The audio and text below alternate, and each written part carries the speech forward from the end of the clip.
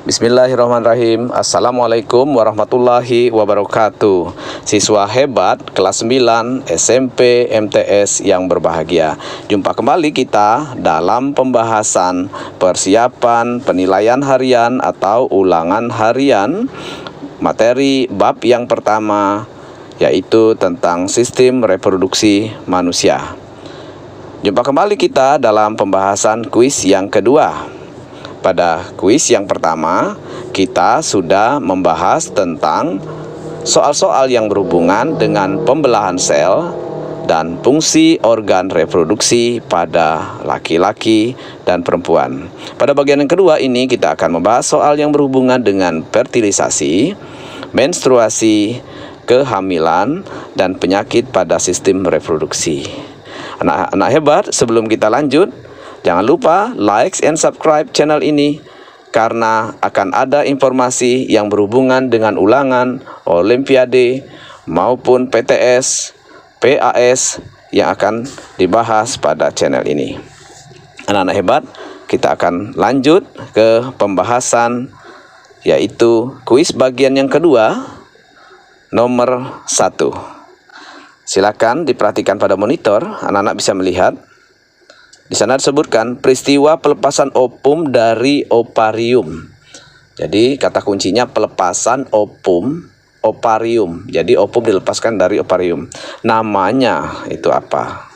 Di sana ada proliferasi, ovulasi, menstruasi, dan fertilisasi. Anak-anak hebat, seperti yang kita ketahui bahwa proses pematangan sel telur itu ada di ovarium atau indung telur.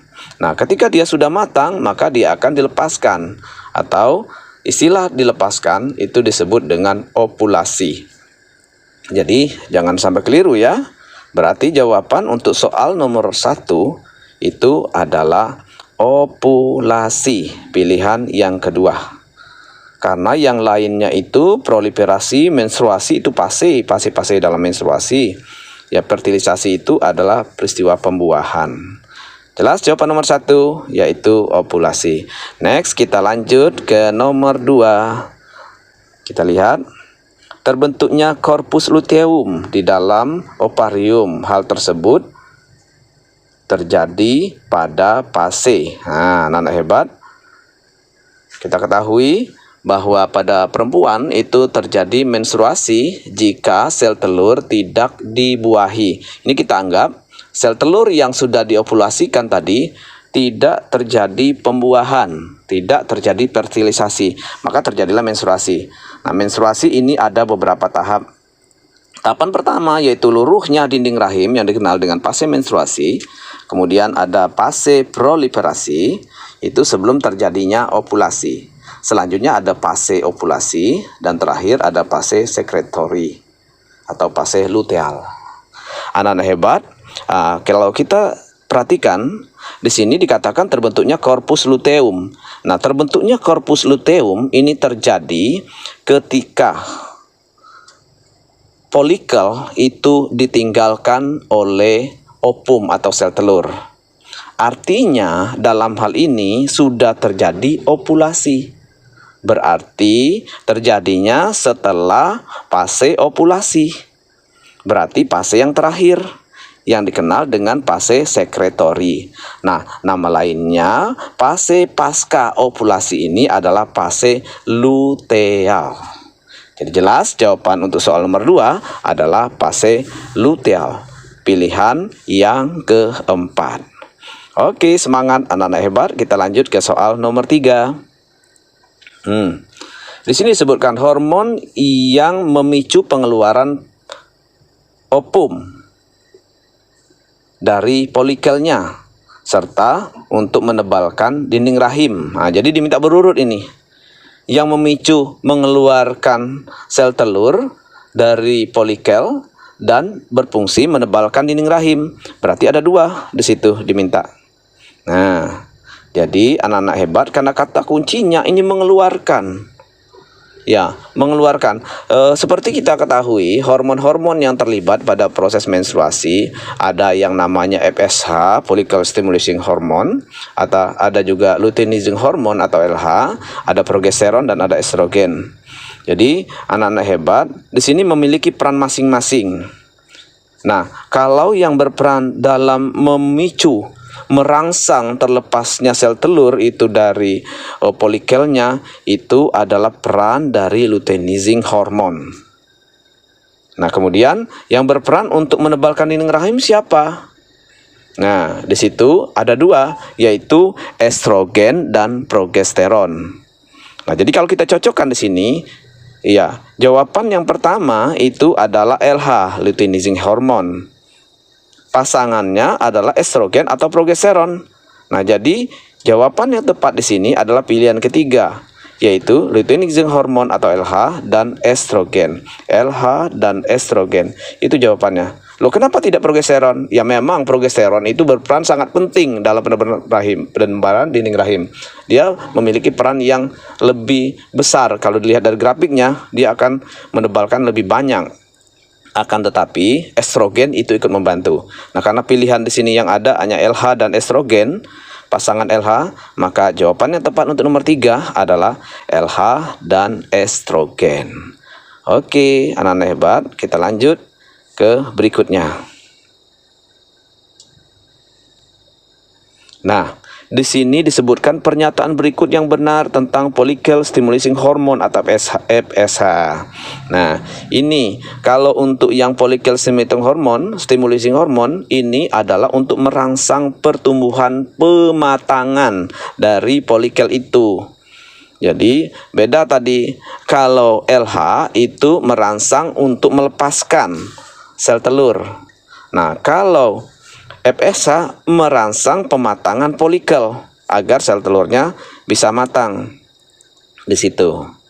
Nah, jadi kalau kita lihat ini di dalam optionnya yang benar diminta di sini, kalau dilihat disekresikan berarti dihasilkan. Beda ya, ekresi sama sekresi. Ini sekresi berarti dihasilkan untuk dimanfaatkan dengan perannya. Dengan perannya diminta. Dan sekarang kita pelajari dulu FSH itu dihasilkan oleh siapa. Nah, FSH dengan LH itu dihasilkan oleh kelenjar pituitari atau kelenjar hipofisis yang berada di otak bagian depan kita. Berarti dia disekresikan oleh kelenjar pituitari. Itu benar. Nah, sekarang kita lihat bagaimana perannya. Nah, kalau sini menstimulasi kontraksi uterus, menstimulasi perkembangan plasenta. Itu tidak ada yang benar. Yang benarnya adalah untuk pematangan folikel. Nah, di situ tidak ada. Berarti dari pernyataan ini yang benar tentang FSH adalah disekresikan oleh kelenjar pituitari atau kelenjar hipofisis. Berarti jawaban untuk soal nomor 4 di sini adalah pilihan yang kedua. Next, kita lanjut ke soal yang nomor 5. Anak-anak hebat, di sana ditampilkan ada grafik. Ada dua grafik, yaitu grafik X dan grafik Y. Nih, jadi kalau kita perhatikan di dalam grafik itu ada ada dua puncak. Di sana ada yang namanya fase ovulasi. Itu kata kuncinya. Nah, kalau kita lihat di sana, apa yang meningkat sebelum terjadinya ovulasi dan apa yang meningkat kembali setelah terjadinya ovulasi. Kalau kita lihat, dua grafik X dan Y ini, yang sebelum ovulasi yang meningkat itu hanya X saja. Kemudian setelah ovulasi, kedua-duanya meningkat. Nah, kita ingat, kenapa kedua-duanya meningkat? Nah, kalau kita lihat dari perkembangannya tadi, bahwa yang kedua-duanya meningkat setelah ovulasi itu adalah penebalan dinding rahim dalam rangka mempersiapkan jika terjadinya fertilisasi untuk menanam janin nantinya di dinding rahim. Jadi, anak-anak hebat, kalau kita lihat, kalau yang sebelumnya ini loh, kok X naik sebelumnya untuk apa? Kan dinding rahim kan pada lurus sebelumnya, sebelum ovulasi. Nah, itu diperlukan untuk merangsang kelenjar pituitari memproduksi LH yang lebih banyak. Jadi kenaikan yang X yang pertama itu bukan untuk menebalkan dinding rahim, tetapi untuk merangsang atau menstimulasi kelenjar hipofisis atau kelenjar pituitari untuk menghasilkan LH yang lebih banyak. Untuk apa LH tadi? Adalah untuk ovulasi. Berarti jelas di sana X dan Y adalah hormon estrogen dan progesteron. Jadi anak-anak hebat, jawaban untuk yang nomor 5 yaitu pilihan yang ketiga. Hormon estrogen dan progesteron. Oke, anak-anak hebat. Ya, di sana juga bisa dilihat grafiknya. Ya, ada beberapa grafik, tidak hanya ada estrogen dan progest di sana. Di sana ada FSH juga, di mana FSH itu juga mulai meningkat ya dalam rangka pematangan folikel sebelum ovulasi, tapi akan menurun drastis setelah terjadinya ovulasi karena tidak perlu pematangan folikel kembali. Yang paling tinggi itu adalah hormon LH, itu akibat dipicu oleh estrogen tadi. Ketika kelenjar pituitari itu menghasilkan hormon LH yang lebih banyak sehingga terjadinya ovulasi. Oke, silakan diperhatikan di gambar di soal nomor 5. Oke, anak-anak hebat, kita lanjut ke soal nomor 6.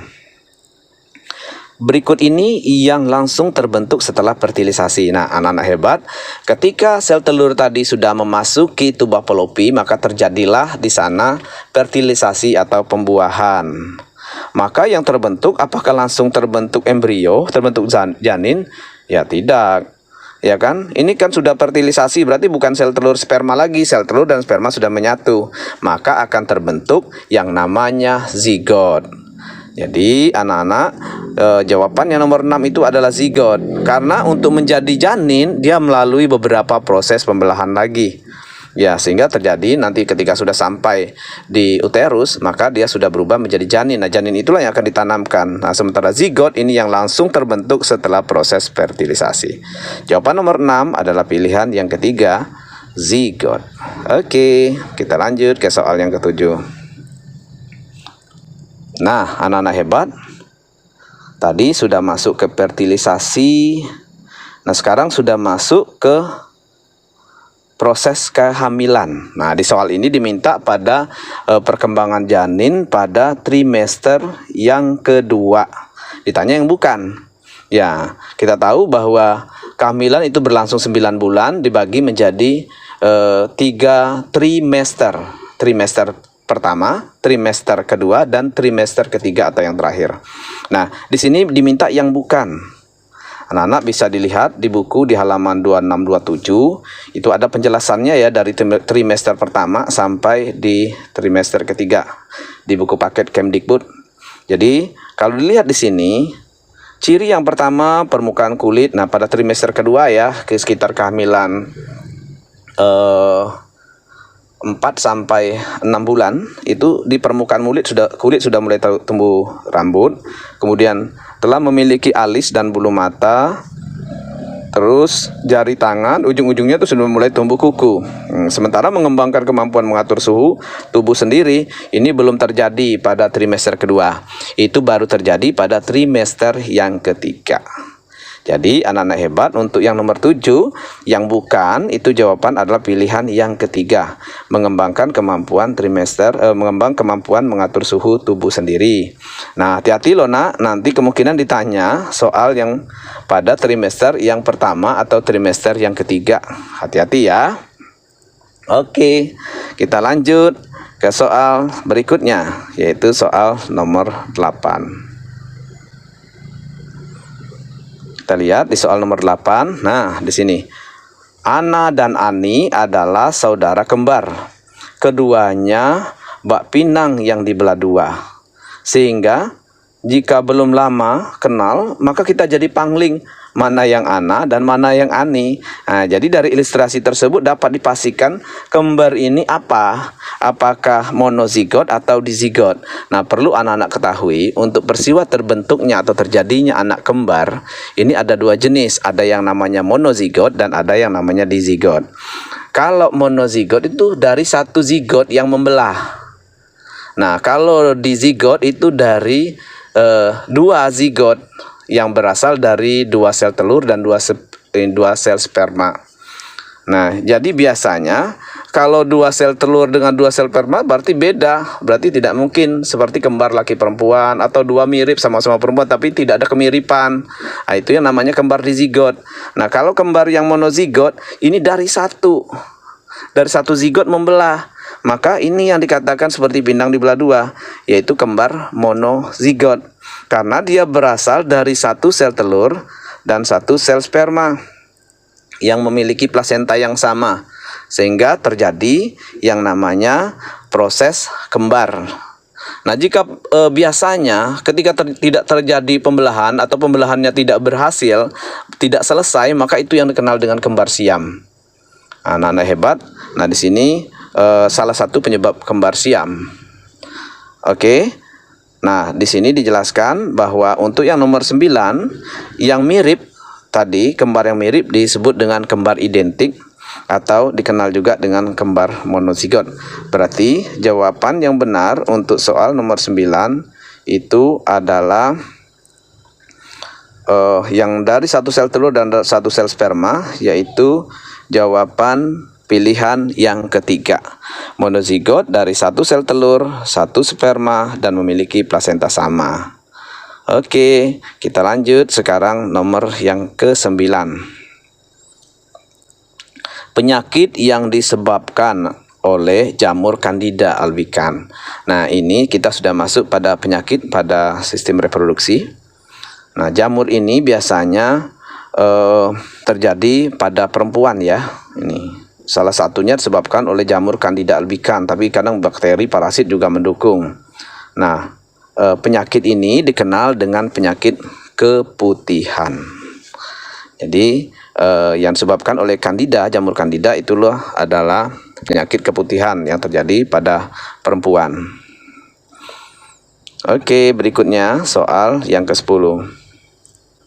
Di situ disebutkan ada ciri-ciri penyakit.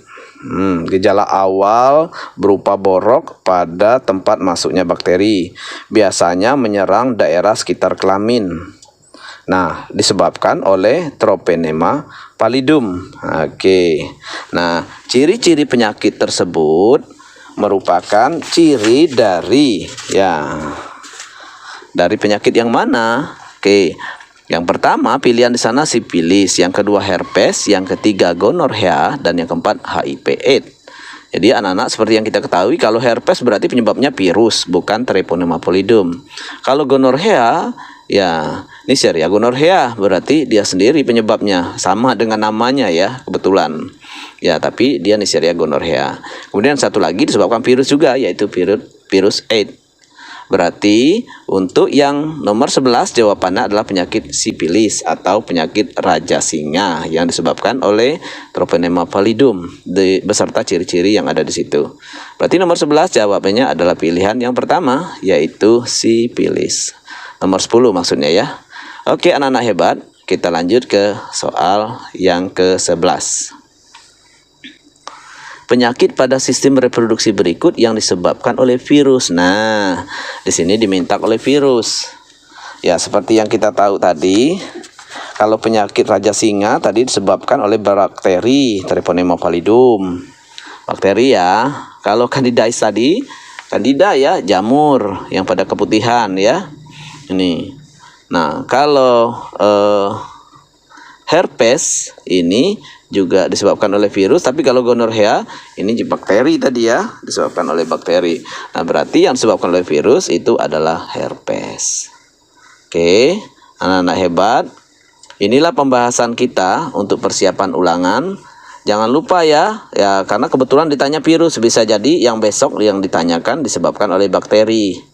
Kemudian ada yang belum sempat ada di sini, yaitu tentang bagaimana supaya kita terhindar dari berbagai macam penyakit ataupun kelainan pada sistem reproduksi kita.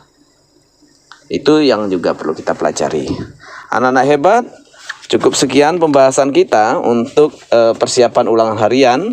Bapak berharap kalian akan sukses di dalam ulangan, terus diulang-ulang agar kalian bisa memahami bentuk soal. Jangan lupa catatan yang sudah kalian buat maupun rangkuman-rangkuman ataupun video-video kita yang sebelumnya dibaca ataupun dilihat kembali agar kalian tidak kesulitan di dalam ulangan nanti. Bapak doakan semoga kalian berhasil di dalam ulangan harian ini. Oke, anak-anak hebat. Terima kasih atas perhatiannya. Sukses untuk kita semua. Salam sehat. Bapak akhiri billahi taufik wal hidayah. Wassalamualaikum warahmatullahi wabarakatuh. Sampai jumpa.